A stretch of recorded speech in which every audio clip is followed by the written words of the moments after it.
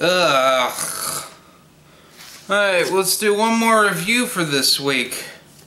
Constantine the Hellblazer #1. It was alright. Wasn't that good, and wasn't that bad, which means... Constantine the Hellblazer is about Constantine kind of getting back into the swing of things, I guess. Not really. Nothing really happens. It's a one-off story, really, where he meets an old demon fling of his and fucks her over. That's it. Now, let's talk about what's been going on with Constantine. I love the Hellblazer series. I love it. The original Vertigo comics. I love those. When Flashpoint happened and Constantine and all of those Vertigo titles, well, Hellblazer and all those Vertigo titles went over, I was okay with it. Swamp Thing was fantastic. But the problem was that a lot of it wasn't. Hellblazer became the book Constantine, and Constantine became an event book for Justice League Dark and the Justice League, and it was just not good. It fell apart really quickly. Then we had the TV series where it was alright. I know there's a lot of my subscribers who loved that series, and they were all about saving the series. And to me, the series started out well enough, and then it tapered off. And it was way too mellow. I like my John Constantine to be a fucking asshole who doesn't care about anyone. Which the series did occasionally, but really, they made him too nice. And the guy's a fucking horrible human being.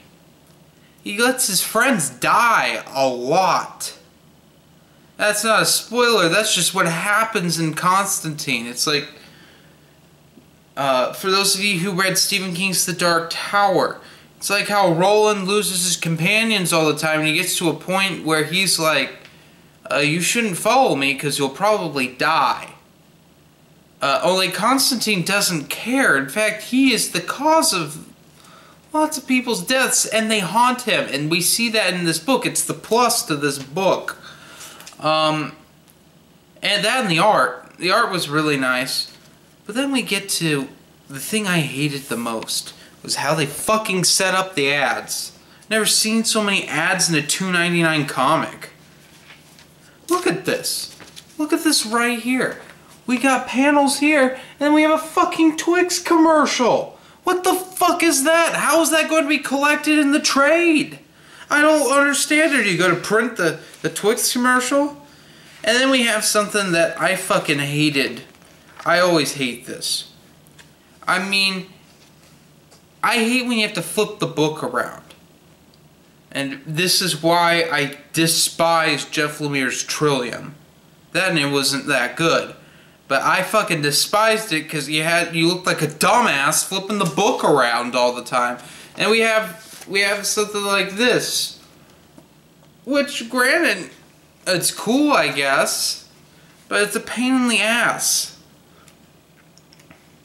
And I'm glad I didn't pick up this book digitally, because I would have flipped it sideways over in guided view, and then it just would have flipped and flipped and flipped and flipped with my tablet. And so I ended up reading it sideways, which is just goddamn annoying.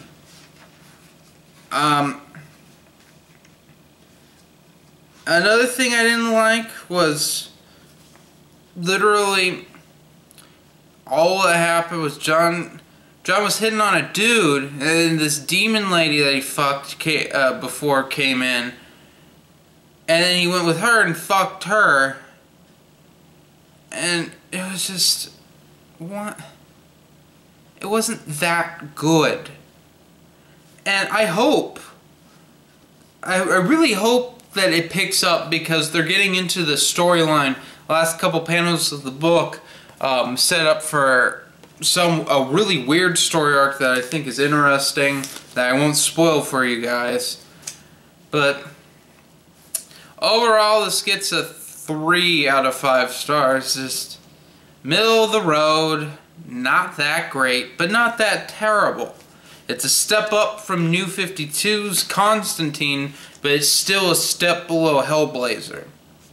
So it goes in between. It's like they're kind of trying to put the TV show in the comic, that tone, but not really. All I can say, it's better than the fucking Keanu Reeves movie. Have a nice day, guys.